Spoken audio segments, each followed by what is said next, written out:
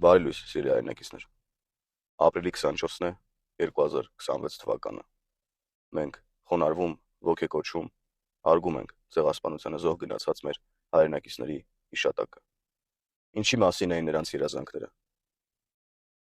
Նրանք զոհ գնացին շարժվելով իրենց երազանքի հետևից, ազատ, անկախ պետություն ունենալու երազանքի հետևից։ Բայց մեր հայրիս, մեր ժողովրդի շուրջ կուտակված թշնամանքը, ատելությունը վերեց հանգեցրեց մարդկության պատմության ամենադաժան ոճրագործությանը, հայ ժողովրդի ցեղասպանությանը։ Եվ ինչ պետք է անենք մենք հիմա այս կետում 2026 թվականին, երբ ըստ էության ունենք ազատ, անկախ պետություն, Հայաստանի Հանրապետություն, միջազգայինորեն ճանաչված սահմաններով Հայաստանի Հանրապետություն։ Ունենք այն երազանքը, որի հետևից գնում էին մեր հայրենակիցները, եւ այդ երազանքի հետևից գնալու ճանապարհին ցեղասպանվեցին։ Որն է լավագույն հարգանքը, ոգեկոչումը մեր հայրենակիցների այս դեպքում։ Միթե այս պետության հզորացումը չէ։ Միթե մեր շուրջ եղած ատելությունը, թշնամանքը վերացնելը կամ առնվազն կառավարելը չէ։ Միանշանակ դա է։ Միանշանակ դա է լավագույն հարգանքը եւ ոգեկոչումը մեր հայրենակիցների։ Եվ ես ուզում եմ մեր բոլորի ուշադրությունը հրավիրել կրկին երեկվա միջադեպի վրա, երբ որ մենք այրում ենք հարևան երկրի դրոշը։ Ինչ ենք մենք անում դրանով։ Արդյոք չենք կուտակում ատելություն մեր շուրջ, կուտակում ենք միանշանակ։ Արդյոք դրանով ավելի ենք ուժեղացնում մեր պետությունը, չենք ուժեղացնում միանշանակ։ Եվ ուրեմն ինչի մասին են այդ գործողությունները։ Եթե մենք ավելի ուշադիր նայենք, կտեսնենք, որ այդ գործողությունները մեր երկիրը թուլացնելու մասին են, որ այդ գործողությունները կազմակերպված են քաղաքական ուժերի կուսակցությունների կողմից, որոնք իդեպ ուզում են Հայաստանում գալ եւ իշխանության մանդատ ստանալ, իշխանության կամ ընդդիմության կապ չունի։ Եվ սա առավել քան դատապարտելի է։ Հայաստանի Հանրապետության եւ հայ ժողովրդի շուրջ ատելության կուտակելու փորձերը առավել քան դատապարտելի են։ Եվ եւս մեկ անգամ մենք պետք է գիտակցենք, որ ցեղասպանությանը զոհ գնացած մեր հայրենակիցները գնում էին ազատ եւ անկախ պետություն ունենալու իրենց երազանքի ետևից, իրենց երկիրն այրին ունենալու ետևից։ Եվ այսօր մենք ապրում ենք այդտեղ։ Մենք ապրում ենք նրանց երազանքում։ Մենք ապրում ենք նրանց երազած երկիրն այրիում։ Եվ պետք է թույլ չտանք, որ մեր պետությունը վտանգի ենթարկվի, մեր շուրջ ատելություն կուտակվի։ Որովհետև մենք, կրկնում եմ, ունենք ազատ, անկախ Հայաստանի Հանրապետություն, եւ սա է հարգանքը, ոգեկոչումը ցեղասպանության մեր զոհերի հիշատակին։ Խոնարհումս բոլոր զոհերի հիշատակին, ովքեր իրենց կյանքը տվել են, որ մենք այսօր ունենանք Հայաստանի Հանրապետություն, ազատ, անկախ պետություն։ Ապօրինի գույքի բռնագանձման համակարգով պահանջվող թվերն էին նայում։ Ուրեմն 2026 թվականի մարտի 1-ի դրությամբ դատախազությունը պահանջում է ընդհանուր առմամբ 1.5 միլիարդ դոլարի գույք ու դրամական միջոցներ։ Ու սրանք այն գործերն են, որոնք հայցադիմողով ներկայացված են դատարան, այսինքն գնահատում է իրականացված, հաշվարկներ իրականացված եւ դեռ մի շարք գործեր են գտնվում են գնահատման փուլում։ Ու ծավալները աննախադեպ մեծ են։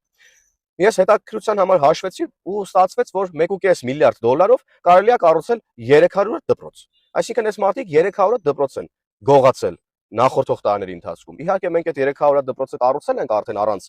դեռևս այս գումարները հետ բերելու, բայց ամեն դեպքում ծավալները դուք պատկերացրեք։ Ավելի խորացա, պարզվեց ումից որ ապօրինի գույք են պահանջում, կամ տեղավորվել է Ծառուկյանի ցուցակում, կամ տեղավորվել է Քոչարյանի ցուցակում, կամ տեղավորվել է Սամվել Կարապետյանի եւ ՀԿ-ի համատեղ ցուցակում, կամ էլ ոնց պատտվում է այդ ցուցակում տեղակայված մարդկանց ընկերներն են, աղբերներն են, դուստրերն են, որդիներն են, զոքանչներն են, բարեկամներն են եւ այլն եւ այդպես շարունակ։ Պատկերացնում եք, այս մարդիկ ինչ տիպի սոված կլինեն։ 8 տարի է պետական փող չեն կերել, 8 տարի է Հայաստանի Հանրապետության քաղաքացու գրպանից գողություն չեն արել ջեբկիրները։ Ավելի էս որ խորանում, պարզվում է, որ վերջին 8 տարիների ընթացքում Հայաստանի Հանրապետության պետական բյուջեն ավելացել է 2.5 անգամ։ Դարձել է 8 միլիարդ դոլար, 3 միլիարդ դոլարից 2017-ի համեմատ։ Այսինքն այս մարդիկ այս ընթացքում նաև չեն կարողացել գողանալ լրացուցիչ 5 միլիարդ դոլար։ Այսենց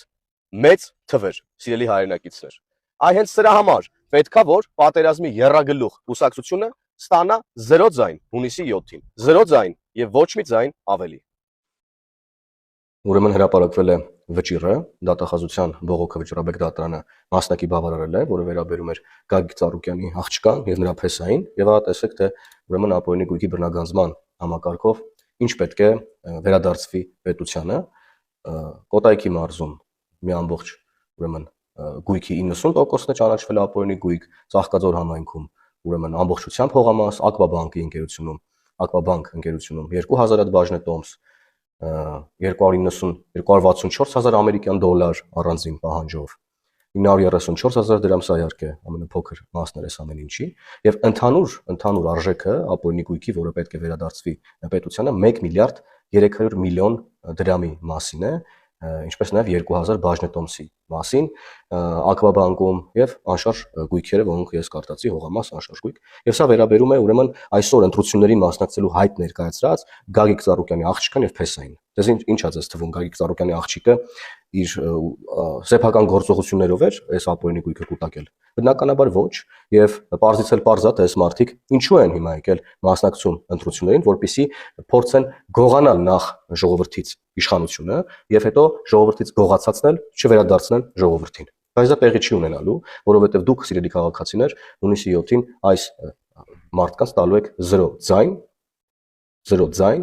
որպեսզի մենք էլ կարողանանք տեր կանգնենք միասին մեր խաղաղությանը, տեր կանգնենք Հայաստանի Հանրապետության գույքին եւ ունեցվածքին, որը ամբողջությամբ պետքա վերադարձվի ժողովրդին։ Տեսա որ Կալուգացի օլիգարխն ասել է, որ մեր հիմնական դաշնակիցներին այնքան ենք շանտաժի ենթարկել, որ լիովին կորցրել ենք վստահությունը նրանց մոտ։ Հետաքրքիր է օլիգարխը այդ որ դաշնակիցներին նկատի ունի։ Կարող է Բելարուսին նկատի ունի, որի նախագահ վերջերս խոստովանել էր, որ 44 օրյա պատերազմը իրենք պլանավորել են Ադրբեջանի հետ միասին։ Կամ կարող է նկատի ունի այն դաշնակիցներին, որոնք խաղապահներ էին տեղակայել Լեռնային Ղարաբաղում եւ որոնց մեր ժպիտների ներքո մի ամբողջ ժողով ստիպված եղավ տեղահանվել իր հայրենիքից։ Կամ կարող է նկատի ունի դաշնակիցների այն կազմակերպությանը, որը փաստաթղթավորված պարտավորեր էր միջամտել, եթե Հայաստանի ինքնիշխան տարածքի վրա հարձակում լինի, բայց երբ որ այդ հարձակումը եղավ, ասեցին դե էլի կարմիր գիծա ձեր սահմանները մեզ համար, բայց այդ կարմիր գիծը դելիմիտացված չի։ Կամ որ ասում են շանտաժի եք ենթարկում։ Այդ ինչ շանտաժի լեզվով ենք մենք խոսում դաշնակիցների հետ։ Մի օրինակ տվերի, մեկ օրինակ։ Ասենք այդ ինչ շանտաժի լեզվով ենք մենք իրենց հետ խոսել, երբ որ մեր ինքնիշխան տարածքի վրա հարձակում եղավ եւ իրենք չմիջամտեցին։ Հետո որ ասում եք դուք ուղարկված եք, որ սա ձեր հայրենիքը չի, նեղանում եք։ Դե նեղացեք, ինչ ասեմ։ Արդեն հարյուրավոր նամակներ եմ ստացել Քոչարյանի, Ծառուկյանի եւ հատկապես Կալուգացի օլիգարխի թիմակիցների կողմից ընտրակաշարք բաժանելու փորձերի վերաբերյալ բոլոր տվյալները, անունները, հեռախոսահամարները, հասցեները ուղարկել եմ արդեն համապատասխան մարմիններին, այնպես որ հարգելի տասովշիկներ, ընտրակաշառատուներ եւ այլ տեսակի սրիկաներ, պատրաստվեք, ձեր հետևից գալու են։ Հույս չունենաք, որ պլստալու եք, հատ առ հատ բոլորը ձերբակալվելու եք։ Իսկ դուք սիրելի քաղաքացիներ, կրկին ուզում եմ ձեզ հիշեցնել, որ եթե որևէ տեղեկություն ունեք, որևէ մեկի կողմից ընտրակաշարք բաժանելու դեպքերի վերաբերյալ, գրեք ինձ, ես անանուն կերպով առանց ձեր տվյալները բացահայտելու դրանք կուղարկեմ իրավապահ մարմիններին։ Ընտրակաշարքի վրա բռնված օլիգարխների թիմակիցները հիմա էլ նոր պատճառաբանություն են գտել, ասում են, հետո ինչ դուք էլ բյուջեի հաշվից եք ընտրակաշարք տալիս, թոշակի բարձրացումը բյուջեի հաշվին ընտրակաշարք է։ Ժորժ ջան, դուք աննորմալ եք։ Նախ բյուջեի հաշվին հնարավոր չի ընտրակաշարք տալ, դա ընտրակաշարք չի կոչվում։ Դա կոչվում է պարզ խոստումների կատարում։ Խոստացել ենք, որ բարձրացնել ենք, լավ ենք արել։ Հաջորդը մենք անում ենք ձեր արածի ուղիղ հակառակը։ Այդ դուք եք որ թոշակ չեք բարձրացնում, պարտադիր բժշկական ապահովագրություն չեք ներդնում, որպեսզի մարդիկ փող չունենային, պարզ փող չունենային, որպեսզի ապրեին։ Ու ստիպված ընտրությունից ընտրություն ընկնեին ձեր ոտքերը, դուք էլ տենց ձեր էլիտիստ Օլիմպոսից 10,000 դրամ տայք որպես ընտրակաշարք, ասեք վերցրու այ շունշանգյալ, դե արդեն բարձա չէ՞ որ դուք շունշանգյալ եք համարում մարդկանց։ Այդ եք դուք։ Մենք ձեր ասացի ուրիշ ուղիղ հակառակն ենք։ Մենք մարդկանց թոշակ ենք բարձրացնենք այնքան որ բարձ մինիմալ սպառողական զամբյուղը փակի, մենք թոշակառուների համար ապահովում ենք հաստատի ձերի բժշկական ապահովագրություն, որ իրանք ստիպված չլինեն մնալ ձեր նմանների ողորմությանը։ Ողջույններ Ստրասբուրգից։ Կալուգացի Սամվելն ասում է, որ մեր լավագույն հայրենակիցները հիմա Բաքվի բանտում են, նկատի ունենալով Արկադի Ղուկասյանին կամ Բակո Սահակյանին, իհարկե հարգանքով վերաբերվելով այդ մարդկանց կարգավիճակին ու նրանց շուտապույտ վերադարձ մաղթելով, բայց լուրջ։ Այսինքն Հայաստանի Հանրապետությունում այլ ուրիշ լավագույն քաղաքացի չկա, հա։ Օրինակ հիմա զինվորական ծառայություն անցնող տղերքը լավագույն չեն ու լավագույնը հենց Բակո Սահակյանն ու Արկադի Ղուկասյանը կամ չգիտեմ Ռուբեն Վարդանյանն են։ Թե այդ սիստեմով է որոշում, թե ով է ձեր հետ իշխանության մեջ եղել ու կամ ով է ձեր հետ ինչ որ բիզնեսներում որդախ եղել։ Մարդկանց կարգավիճակը հարգելը ու նրանց ազատություն մաղթելը մի բան է, ինչ բոլորս էլ անում ենք, բայց պնդելը, որ այդ մարդիկ լավագույնն են, իսկ մյուսները ինչ դասակարգումով են անցնում։ Վատ, ավելի վատ ու վատագույն, հա, Հայաստանի քաղաքացիներն այդ կատեգորիայի են բաժանվում։ Չգիտեմ։ Կա մի բան բացի թալանից, որում դուք իրապես ուժեղ եք, հարգելի գործընկերներ։ Այսօր նայում եմ քննչական կոմիտեն հայտարարություն է տարածել, որ Գյուլագարակի նախկին համայնքապետի խորհրդականից Հոքուտ համայնքի բռնագանձվել է 8 հողատարածք։ Ինչ հողատարածքներ են։ Բարձր մարդ եղել է համայնքապետի օգնական, խորհրդական կներեք։ Ու բան է արել, փաստաթղթեր է կեղծել, համայնքապետի ստորագրությունն է կեղծել, թղթերը տարբեր կեղծել ըստ մեղադրանքի։ Ու այդ հողատարածքները գրել է իր հարազատների, իր ծնողների անուններով, ու տես դարել է մարդ հողատարածքների սեփականատեր։ Ով է այս մարդը։ Վրույր Այվազյան։ Ով է Վրույր Այվազյանը։ Ուժեղ Հայաստան կուսակցությունների դաշինքի 26 թե 28-րդ համար։ Ազատություն Սամվել Կարապետյանին, ազատություն փոփոխությանը։ Այսինքն ցուցակը, որ նայում ես, մի ընդհանուր միջև 28-րդ համարը հողա տարել համայնքի ձեզ դեպքում։ Իսկ կարող է ձեր միտքը այնա, որ գաք այտենց ձեներ հավաքեք տակ Քոչարյանը դրա տեղը թողի դուք, ասենք, հանրապետության հրապարակը ձեզանով անեք։ Ինչ վատ կլինի, որ կառավարության շենքն էլ, ասենք, տաշիր պիցա կարակ սարքեք, չէ՞, տղերք։ Էդ է ձեր ուժը։ Ձեր ուժը մենակ էդ է, բայց ձեր այդ ուժի դեմ հակա ուժն էլ կա։ Ու հայ հենց դրա համար էլ քննչական կոմիտեն ու մյուս իրավապահ մարմինները աշխատում են, ու ձեր բոլոր թիմակիցների ապօրինի ձեռք բերվածը հետա վերադարձվելու Հայաստանի Հանրապետությանը։ Բա, այդպիսի տխուր պատմություն ձեզ համար։ Ձերք, ասում եք ուժեղ ենք, շատ ուժեղ ենք, բայց ընտրական շեմը չհաղթարելուց խի վախեցաք։ Ուժեղ Հայաստան կուսակցությունը արդեն իսկ դաշինք էր կազմել երկու ինչ-որ անանուն կուսակցությունների հետ, որոնց անունները նույնիսկ իրենց երրորդ համար Գոհար Մելոյանը չէր հիշում այն օրը բանավեճի ժամանակ, ու դա նշանակում է, որ երեք կուսակցության համար ընտրական շեմը 8%-ա, 8% զեն պետք է հավաքեն, որ մտնեն խորհրդարան։ Երեք հայտարարվեց, որ ապրելու երկիր կուսակցությունը այն Հայաստանի Թաթարստան դարձնելու թեմայով առաջամարտիկ այդ կուսակցությունը եւս միանում է դաշինքին, ու դա նշանակում է, որ 4 կուսակցություն է դառնում դաշինքին, ու հետեւաբար ընտրական շեմը 8%-ից պետք է դառնա 10%։ Բայց այսօր արդեն փաստաթղթերը ԿՀ հանձնելու ժամանակ ուժեղները պնդեցին, որ չի միանում դաշինքին դե յուրե, այլ ընդամենը աջակցում է դաշինքին։ Այդ չլինի վախեցակ, որ 10% զեն չեք հավաքելու։ Բայց հետո էլ նեղանում եք, որ ասում ենք, եկել եք մի քանի տոկոս զեն հավաքեք, տակ Քոչարյան Ռոբերտին։ Դուք ինքնուրույն քաղաքական ուժ չեք, դուք ինքնուրույն քաղաքական միավոր չեք, ու դուք ինտրություններում մի ինքնուրույն նպատակ չունեք որպես այդպեսին։ Էդ եք դուք ժողովուրդ ջան, բայց էլ մի ասեք ուժեղ ենք։ Ասեք վախկոտ ենք, շատ վախկոտ ենք։ Էսա, տարածեք թող բոլորը իմանան ուժեղների վախերի մասին։ Մինչ մենք կառուցեցինք, լուսավորեցինք, բացեցինք եւ շահագործման հանձնեցինք Հյուսիսարավ ճանապարհի Աշտարակ Գյումրի հատվածը, այդ ընթացքում Կալուգացի Սամոյի թիմակիցները 20,000 դրամ արժողությամբ 4-5 շլվար նվիրեցին իրենց միտինգներին գնացողներին, որ նրանք հանկարծ սպարտիվ կեկով այլևս չգնան միտինգների։ Սա այն ամենն է, ինչ ձեզ պետք է իմանալ եկող ընտրություններից առաջ։ Տարածեք տեսանյութը։ Ձեզ չի թվում, մեզ բոլորիս իրոք հիմարի տեղ են դնում։ Օրերս կհիշեք, որ ձերբակալվեց Գոհար Ղումաշյանը, Կալուգացի Սամոյի թիմակիցով, հեռախոսով ինչ-որ տելևիզոր էր խոստանում, հա, ինչ-որ մի կնոջ, այսօր նա հայտարարություն է տարածել, ասում է, որ ինքը իրականում խոսում էր երկրորդ համաշխարհայինի վետերան, 102-ամյա, եթե չեմ սխալվում, Ռոզալիա Աբգարյանի հետ, ու նրան որոշել էր ծննդյան առիթով հեռախոս նվիրել։ Այդ ստեղ գիտեք հետաքրքիր է որն է, որ հիմա ապրիլ ամիսն է, այդ խոսակցությունը ենթադրում ապրիլի կեսից էլ առաջ է եղել, իսկ տիկին Ռոզալիա Աբգարյանի ծնունդը հունիսի 17-ին է։ Հունիսի 17-ին, այսինքն հասկանում եք, ընտրությունները կլինեն հունիսի 7-ին, եւ դրանից հետո դեռ 10 օր կմնա մինչեւ տիկին լեգենդար Ռոզալիա Աբգարյանի ծննդյան օրը։ Օրինակ տեսեք 2023-ին Գագիկ Ծառուկյանը հունիսի 17-ին շնորհավորել էր նույն Ռոզալիա Աբգարյանին, տեսեք ձեր էկրաններին, բայց չգիտես ինչի Կալուգացու թիմակիցները դա որոշել էին անել ապրիլ ամսին։ Իսկ ավելի ճիշտ կլինի ասել, որ մեզ փորձում են ապուշի տեղ դնել, ու այս խելքով էլ սրանք ուզում են ինչ-որ բան բացատրել։ Ինչ ասեմ, էսեք։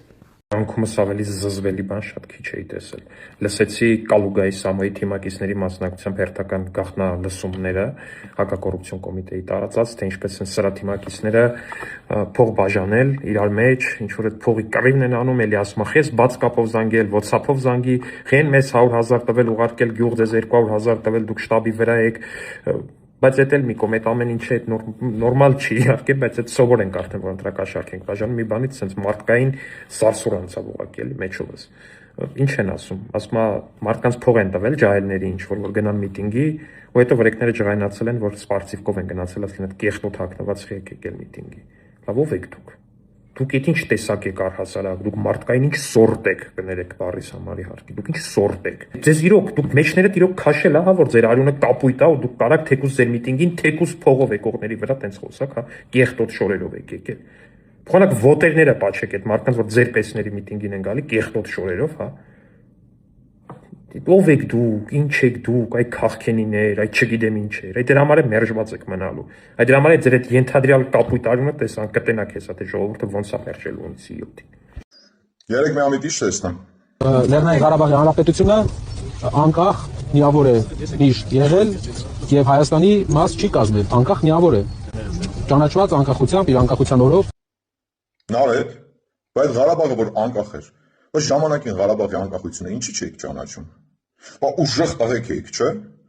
Հերդ հայկը պատգամավոր էր, հայկը խմբակցության ղեկավար էր, Սերժի աշխատակազմի ղեկավար էր, բա ուժեղ հզոր տղեկ եք, բա այդ Ղարաբաղի անկախությունը ժամանակին ինչի՞ չեք ճանաչում։ Բա անկախ էր Ղարաբաղը, դե ճանաչեք Ղարաբաղի անկախությունը։ Թե չէ հիմա եկել տեսախցիկների առաջ տղամարդ լամիշ եք գալիս, լոլոներ եք կարդում։